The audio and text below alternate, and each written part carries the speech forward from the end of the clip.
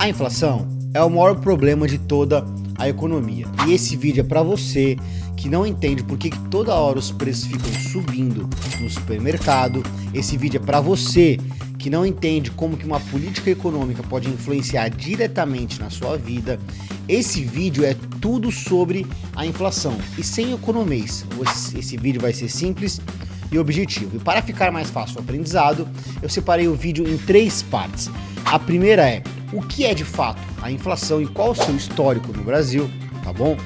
Segunda parte, por que os governos, os bancos centrais possuem metas de inflação? Terceira parte, qual que é a solução, né? Qual que é o remédio para o controle da estabilização da inflação? Então, quem assistir esse vídeo até o final e ainda continuar com dúvidas sobre inflação, tá maluco? A inflação é milenar. Se voltarmos há muito tempo atrás, quando utilizávamos ainda com moeda de troca prata e ouro, já tinha situações que causavam a inflação.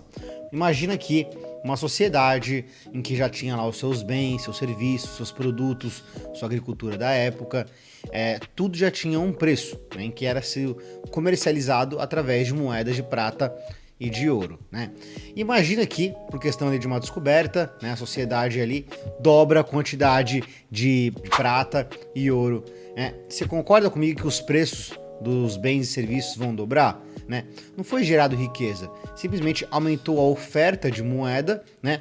O que custava uma prata vai custar 2 pratas, o que custava uma moeda de ouro vai custar 2 moedas de ouro. Isso é basicamente aí um aumento da oferta monetária, que é o que a gente pode trazer para a nossa discussão. A inflação é exatamente um aumento da oferta monetária. Já dizia Milton Friedman, que é um dos economistas americanos mais respeitados de todos os tempos, ganhador do Prêmio Nobel de Ciências Econômicas, ele falava que inflação é justamente um fenômeno monetário. Uma frase fácil para explicar para um leigo que é inflação é o aumento de preços. Só que essa frase pode ser mal interpretada, já que o aumento de preços, somente por essa frase, pode ser simplesmente uma causa de oferta e demanda, como por exemplo o aumento do preço do milho. Imagina que o maior produtor de milho sofreu um acidente, perdeu uma safra de milho, ou questão climática, enfim, perdeu a safra de milho. O preço do milho vai aumentar porque tem menos milho no mercado, entendeu?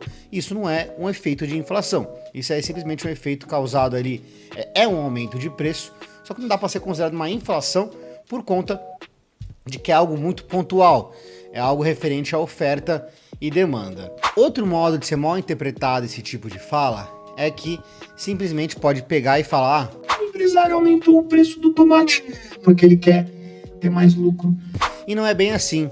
Inclusive, já pagamos o preço e pagamos muito caro. Na época dos anos 80, na época em que o governo Sarney governava o Brasil, tivemos justamente um negócio chamado tabelamento de preço, em que tinha os fiscais do Sarney fazendo fiscalização nos empresários para ver se eles estão cumprindo com o preço estabelecido por lei, por decreto, etc. Então, esses empresários recebiam voz de prisão se não estivessem cumprindo esse tabelamento de preço. O que acontecia é, o empresário não queria vender pelo preço que era tabelado, porque muito provavelmente ele tinha um prejuízo, né?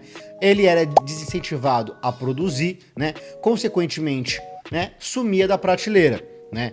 Aconteceu várias coisas nessa época, a Polícia Federal sobrevoando fazendas atrás dos bois, né? Enfim, foi uma época bem complicada. E se a gente analisar a lógica de um tabelamento de preço, é justamente ao contrário, é algo que vai fortalecer a inflação. Vamos utilizar um exemplo da picanha. Imagina que amanhã o governo fala que o quilo da picanha é R$20. Isso vai incentivar primeiramente a demanda. Todo mundo vai querer comer picanha, porque agora custa R$20. É um preço um pouco mais caro que um frango, né? Isso vai desincentivar a oferta. Pô, produzir a picanha, o custo final tá custando, sei lá, 25, 30 reais o quilo pro cara, o cara não vai vender a R$20. Então, você desincentiva a oferta e você incentiva a demanda. Isso vai fazer uma hiperinflação.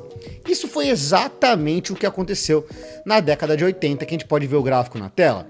Menos de 20 anos, tivemos aí 4 trocas de moedas em que causaram inflações galopantes de 3, de 4 dígito. Políticas econômicas essas que corroeram o poder de várias moedas do Brasil. Então, para o melhor entendimento do que é a inflação, eu diria que é a perda do poder de compra da moeda, porque de fato a inflação é um aumento de preço. Digamos que é um aumento de preço generalizado, né? Todo mundo sabe, assim, antigamente a gente ia lá na padaria, com R$1 a gente saía com 4 pães, né? Hoje a gente vai lá e a gente vai comprar talvez nenhum, dependendo de onde você estiver comprando um pão. Então basicamente é isso, é a perda do poder de compra da moeda. O Brasil sofre de hiperinflação há muito tempo. Só no século passado tivemos 9 trocas de moedas, né, por conta especificamente de políticas econômicas fracassadas. Se a gente começar pela as primeiras cédulas do Brasil, que é com Real Império, foi até 1888, né? Após isso, lá em 1942 foi entrar o Real República. Depois disso vieram as 9 moedas. Depois de Real República veio o Cruzeiro 1, Cruzeiro Novo, Cruzeiro 2, Cruzado, Cruzado Novo, voltou a ser Cruzeiro, agora um Cruzeiro Real e, enfim, em 94 tivemos o real que é utilizado até os dias de hoje. Então é óbvio que o Brasil tem uma inflação descontrolada em que corroeu várias moedas da nossa economia. Parte 2. Por que existe inflação? Por que os governos, os bancos centrais gostam tanto de inflação? Primeiro, quem define a meta de inflação é o CMN, que é o Conselho Monetário Nacional. Resumidamente, ali é entre o Banco Central, alguns conselheiros ali, tá bom? No próprio site do Banco Central, fala sobre metas de inflação. Olha aqui.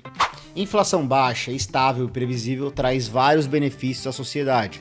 A economia pode crescer mais, pois a incerteza na economia é menor.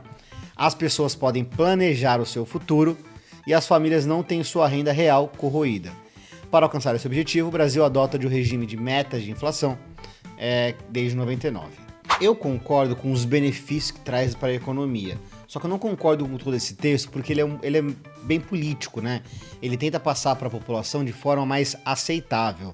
Na verdade, de fato, por que existe meta de inflação? Porque desincentiva você deixar o dinheiro parado, já que, por exemplo, se no próximo ano a inflação for 10%, hoje você tem R$1.000, o ano que vem você vai precisar de pelo menos 1.100 para comprar as mesmas coisas. Então, no mínimo, você é obrigado a colocar o seu dinheiro para girar na economia. Fora isso, tem vários pontos ali que favorecem o governo, como por exemplo, o principal deles que é o aumento na arrecadação de impostos.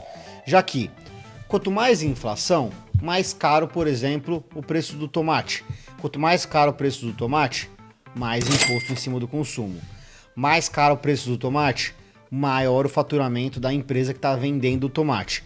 Maior o faturamento da empresa que vende o tomate, mais imposto, né, por conta que é uma alíquota, mais imposto que a empresa vai pagar no final do mês, do ano. Então, fora isso, no caso, já em conjunto com o próprio aumento do crescimento econômico, indo o exemplo do tomate, é que quanto maior o preço, né, das coisas, vai favorecer até no maior aumento do PIB, já que o PIB justamente no cálculo dele utiliza que é esse preço final ao consumidor final.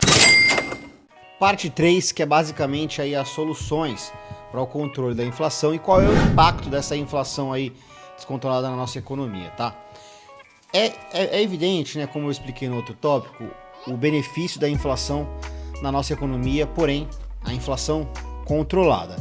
É justamente por isso que existe a inflação aí no mundo em todo. Beneficia o governo, beneficia a população. Conseguimos ver no gráfico abaixo 2 gráficos, tá? O primeiro deles é o gráfico de IPCA. O IPCA nada mais é do que o índice principal de inflação do Brasil. Ele avalia ali a média dos gastos aí de famílias com até 40 salários mínimos, tá? Diversas áreas da economia, tanto de alimentação, serviços, etc. O outro gráfico é o histórico de PIB do Brasil, tá? Conseguimos ver aqui em históricos mais recentes, em que tivemos PIB negativo, ali após o impeachment da Dilma, 2015, 2016, e também na pandemia em 2020, você vê a inflação de 2 dígitos, tá? E podemos ver aí que a inflação aí teoricamente controlada ali após 2004, 2005 até 2012, 13, você vê que é quando o PIB consegue ter uma crescente mais constante, tá bom? Então, é evidente, a gente olhando simplesmente os gráficos do IPCA e PIB, quando a inflação está mais controlada, o PIB consegue se desempenhar melhor. A principal arma de controle da inflação se chama Selic. No caso, a gente fala juros do Brasil. Isso se dá por quê? Quando a inflação está alta, o Banco Central tem que entrar com uma política que ele chama de uma política contracionista, que é limitando o crédito na economia. Juros altos é mais caro, por exemplo, para você fazer um empréstimo, tá, para você comprar uma casa ou um carro financiado, e principalmente para as empresas pegarem um crédito para a expansão, abrir novas fábricas, gerar novo emprego, pagar mais impostos. Então é evidente que o aumento dos juros impacta o crescimento econômico, consequentemente fazendo com que a inflação volte para a meta, né? Segure a inflação. E do mesmo modo ao contrário, né? Quando a inflação está controlada, o Banco Central consegue derrubar mais os juros, né? Favorecendo assim a economia, para a empresa pegar um crédito, né? Gerar emprego, pagar mais impostos. No geral, é assim que funciona. O melhor dos caminhos é você ter um juros baixo, né? Para isso você tem que ter uma inflação baixa, como ocorre, por exemplo, em países desenvolvidos aí pelo mundo, Estados Unidos, Inglaterra, etc. Conseguimos ver no gráfico abaixo, né?